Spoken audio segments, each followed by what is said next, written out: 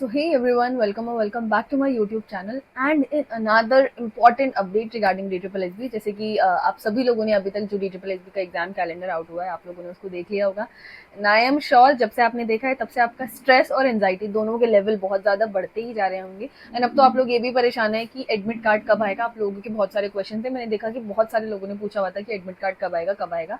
तो देखो, वैसे तो ये होता है कि एग्जाम के 1 वीक पहले तो एडमिट कार्ड आ जाना चाहिए। उस हिसाब से अगर 12 को एग्जाम शुरू हुआ है तो मतलब 5th को, आज 5 अगस्त है तो आज तो एडमिट कार्ड का लिंक आ जाना चाहिए था, बट फॉर सम रीजन नहीं आया है। तो मतलब 1-2 दिन में आ जाएगा। आई फील 6th और 7th को पक्का एडमिट कार्ड का लिंक आ ही जाएगा, बिकॉज ये सबको पता होता है कि थोड़ा सा तो टाइम हर किसी को चाहिए होता है।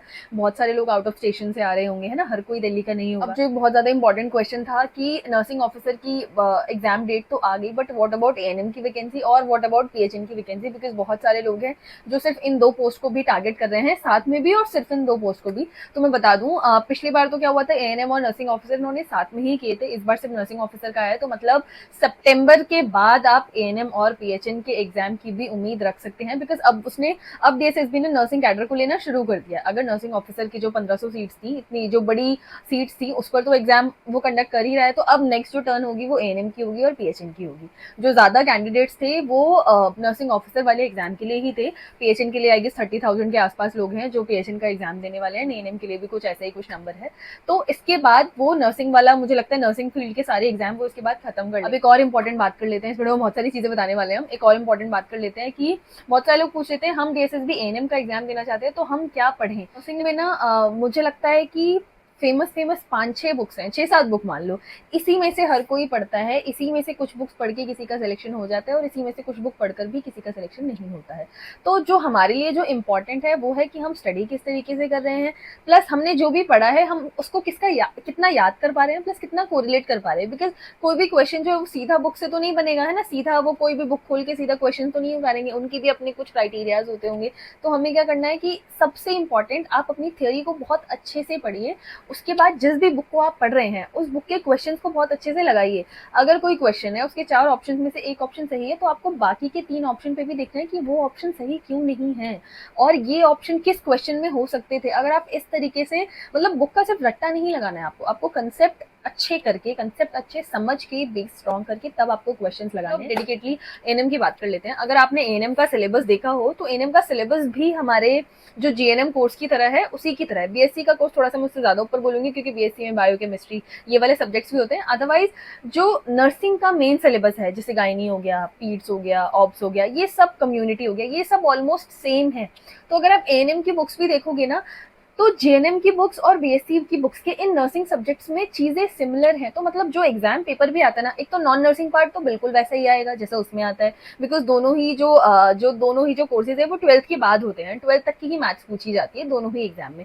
तो नॉन नर्सिंग पार्ट तो आपका सेम ही रहने वाला है। जो नॉन नर्सिंग पार्ट की प्रिपरेशन आप नर्सिंग ऑफिसर वाले एग्जाम के लिए कर रहे हैं वो सेम नॉन नर्सिंग पार्ट की प्रिपरेशन आपको पीएचएन और एएनएम एग्जाम के लिए भी करनी है। अगर मैं सिर्फ एएनएम की बात करूँ कि उसके नर्सिंग पोर्शन के लिए आप कहाँ से पढ़ाई करें, जिससे भी आपने नोट्स बनाए हुए आप अपने नोट्स को रिवाइज कीजिएगा। और जो भी बेसिक बुक्स हैं, जैसे कि आप सभी को पता होगा, देखो 3-4 ही बुक्स हैं, मैंने अगेन आपको बताया। तो अगर आप एएनएम एग्जाम के लिए कोई बुक ढूंढ रहे हैं तो आपके लिए प्रीति अग्रवाल से बेस्ट कुछ भी नहीं होगा, क्योंकि इसमें आपको इमेज बेस्ड क्वेश्चंस भी सारे मिल जाएंगे, प्लस इसमें एक एक टॉपिक को डिटेल्ड तरीके से बताया हुआ है, प्लस हमारे सारे एएनएम के सब्जेक्ट्स भी इसमें कवर हो रहे हैं। अब कम्युनिटी के भी क्वेश्चन बहुत अच्छे हैं, है ना, पीच के भी क्वेश्चन बहुत अच्छे हैं, गायनी के भी क्वेश्चन बहुत अच्छे हैं, एमएसएन के भी अच्छे हैं। तो मतलब वो सारे टॉपिक्स आपके प्रीति अग्रवाल बुक के जो क्वेश्चन है वो आपको एएनएम एग्जाम में बहुत ज्यादा हेल्प करेंगे। जो लास्ट डीएसएसबी हुआ था जिसमें एएनएम की पोस्ट आई थी, तो ऑब्वियसली जो लोगों ने क्रैक किया है उन्होंने कहीं से तो पढ़ा होगा। तो मैंने काफी ज्यादा लोगों से बात की कि आप लोगों ने किस बुक से पढ़ा, तो दे ऑल्सो सजेस्टेड मी कि प्रीति अग्रवाल काफी अच्छा ऑप्शन है उनके लिए। अपने नोट्स पढ़िए आप, जो भी आपके नोट्स हैं,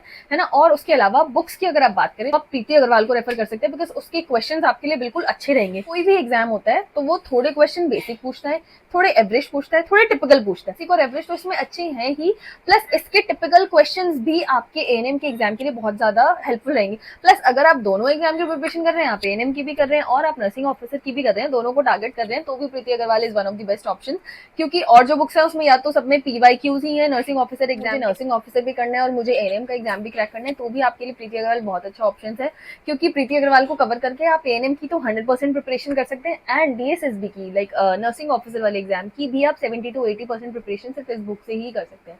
उसके अलावा जितने आप पीवाईक्यूज कर पाए वो बात कर लीजिए। लीजिएगा। तो एएनएम के लिए आई वुड से प्रीति अग्रवाल आपके लिए बेस्ट ऑप्शन रहेगा, ठीक है। अगर मैं आप पीएचएन की बात करूँ तो देखो पीएचएन का जो सिलेबस है वो थोड़ा सा मतलब थोड़ा सा अलग है syllabus. PHN is public health nurse, तो नाम से ही पता चल रहा है हमको, तो वहाँ पे पेशेंट केयर से ज्यादा कम्युनिटी केयर पे चीजें फोकस्ड होती है, तो इसलिए कम्युनिटी का सिलेबस बहुत ज्यादा आता है। अगर आप सिर्फ पीएचएन एग्जाम को टारगेट कर रहे हैं तो मैं कहूंगी कि आप उसके सिलेबस को बहुत अच्छे से देखिए।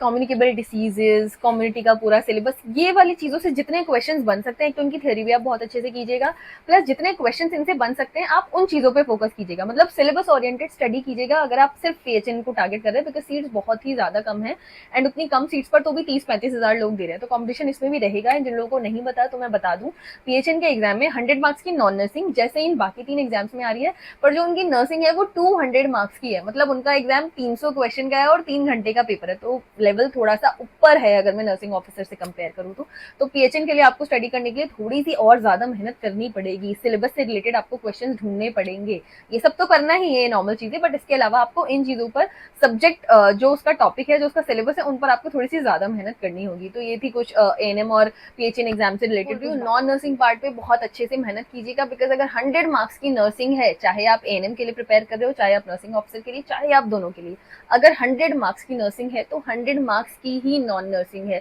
अगर आप समझ लो नर्सिंग में आपको आपका पढ़ावा मान लो नहीं आ रहा है, ठीक है, मान लो आपका पढ़ावा नहीं आया, आप 100 में से 70 ही स्कोर कर पाए, तो अगर आप नॉन नर्सिंग में 40, 50, 60 नंबर ले आते हो, क्योंकि नॉन नर्सिंग के जो कुछ टॉपिक्स है ना वो उन पे से ही क्वेश्चन आने हैं, रीजनिंग के जो टॉपिक्स हैं उस पर से ही क्वेश्चन आने हैं, हिंदी के जो टॉपिक्स हैं मैंने वीडियोस भी बनाया हुआ है, अगर आपने नहीं देखे तो आप मेरी वीडियोस की लिस्ट में जाइएगा, आपको डीएसएसबी के सारे ऑलमोस्ट सारे सब्जेक्ट्स की मैंने टॉपिक आपको डिटेल में बताए हैं, तो उनमें से ही क्वेश्चन चैनल पर वीडियो आने वाला है जिसमें आपको एक सेफ स्कोर के बारे में भी बताऊंगी, क्योंकि एग्जाम बहुत ही पास है, ये वीडियो मैं आपके लिए लेकर आने वाली हूँ।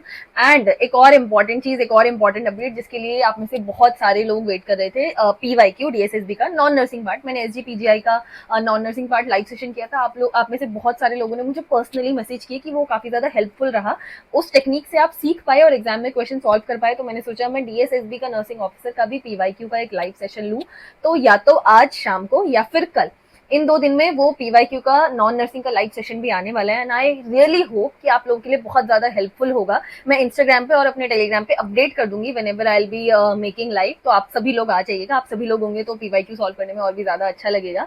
तो make sure to follow me on Instagram, क्योंकि सारे अपडेट्स आपको वहां पर मिलते रहते हैं, कुछ भी चीज होती है, कोई भी एक सिंगल वैकेंसी, कोई भी एक सिंगल अपडेट, रैपिड रिविजन की बहुत सारे बुलेटिन पॉइंट्स, वो सब कुछ मैं अपने इंस्टाग्राम पे शेयर करती हूँ, and Instagram is one of the platform जिसको हम दिन में बहुत ज्यादा देखते हैं। मैं हमेशा कहती हूँ जो चीज की आप आदत हो ना, आप उसी को अपना फायदा बना लो, तो इससे बेटर आप और क्या ही यूटिलाइज कर पाओगे चीजों को। तो make sure to follow me on Instagram, and मेरे टेलीग्राम पे जाके बहुत सारे नोट्स का एक्सेस आप लोग ले सकते हो।